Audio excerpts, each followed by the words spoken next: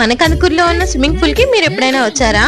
మా పిల్లలు అయితే అప్పుడప్పుడు అడుగుతూనే ఉంటారు స్విమ్మింగ్ పూల్ కి వెళ్దామని చెప్పి. అందుకని మేమైతే ఇప్పుడు 4 or 5 times వచ్చాము. హాలిడేస్ వస్తే చాలు స్విమ్మింగ్ పూల్ కి తీసుకెళ్ళమని అడుగుతూనే ఉంటారు. కానీ నాకు కుదిరినప్పుడు మాత్రం నేను తీసుకొస్తూ ఉంటా. చూడండి ఎంత మంది పిల్లలు ఎంత హాయిగా స్విమ్ చేస్తున్నారో. వర్కింగ్ డేస్ లో తక్కువ మంది ఉంటారు కానీ వీకెండ్స్ లో కానీ సండేస్ కానీ చాలా మంది ఉంటారు. పిల్లలు బాగా ఎంజాయ్ చేస్తారు ఇక్కడికి వచ్చి. ఇక్కడైతే పర్ హెడ్ వచ్చేసి 100 రూపీస్.